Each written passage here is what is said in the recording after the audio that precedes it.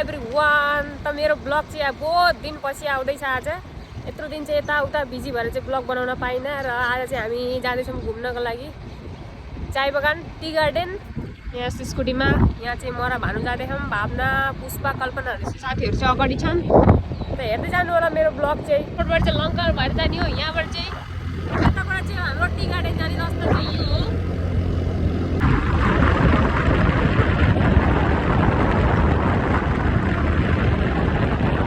हामी चाहिँ अब अलमोस्ट पुगिसक्यौँ। अब पुगिसक्यौँ हामी चाहिँ टी गार्डन हेर्नु। यहाँबाट चाहिँ सुरु हुन्छ हाम्रो अब टी गार्डन। यस्तो मजा छ है भ्यू।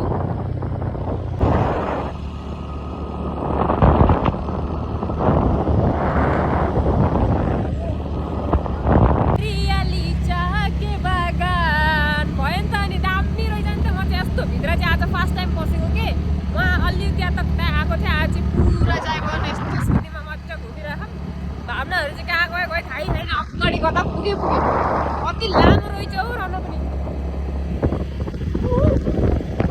अहिले यहाँ स्कुटीमा आउँदा आउँदा चाहिँ यहाँ हामीले देख्न सक्छ हेर्न पाउँदैछौँ यहाँ लाइन 2 हाम्रो जो यहाँ उमराङ लङ्कुको यो प्रोजेक्ट छ यहाँ हो लाइन 2।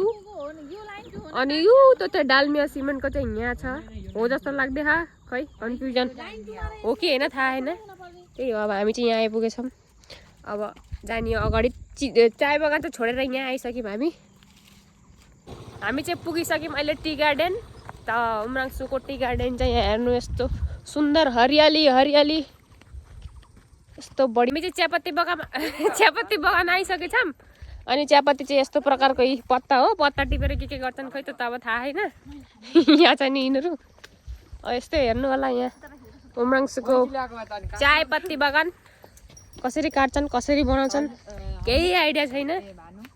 अब अलि दिन पछाडि यही चियापत्ती बगानमा काम गर्न आउनुपर्छ जस्तै। हाम्रो चाहिँ चियापत्ती बगान चाहिँ दामी रहेछ कि देख्दै कडम कडम खानु जस्तो मजा लाग्यो यार।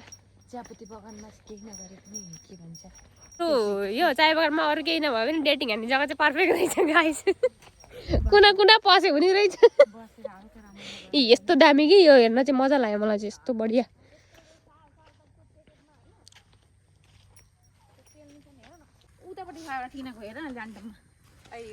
यहाँ त कम्पनी नै रहेछ हाम्रो त थाहै छैन।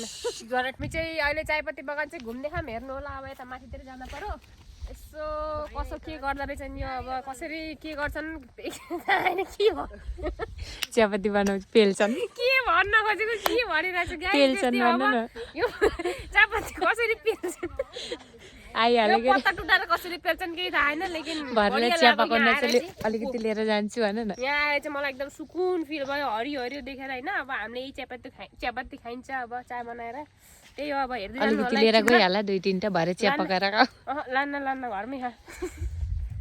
हेर्नु भ्यू चाहिँ यस्तो छ है। यहाँ चेक द भ्यू बढिया बढिया एकदम। तपाईँहरू पनि जरुर आउनु होला यहाँ एकदम फोटो खिच्न राख्दै यार भयो। मलाई सम्पर्क गर्नु होला। बोल्दा बोल्दै रिस उठ्नु ल हामी चाहिँ अब यहाँ हेर्दैछौँ यस्तो उस्तो ब्लगमा चाहिँ नआओस् भन्ने अरे। अनि त्यस्तै हो बढिया लाग्यो हामीलाई चाहिँ। अब जाने एकछिनमा घरतिर।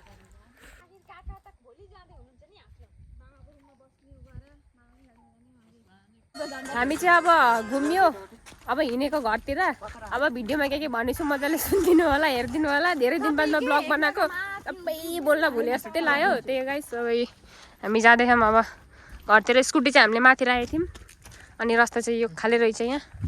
अब जाँदैछौँ हामी चाहिँ हिँडेको अब घरतिर। आजको घुमाइ चाहिँ भयो चियापत्ती बागान चाहिँ घुमेर गरेर फोटो भिडियो बनाएर हिँडेको अब घरतिर। तपाईँहरूलाई मेरो भिडियो मेरो ब्लग चाहिँ कस्तो लाग्यो कमेन्टमा भनिदिनु होला।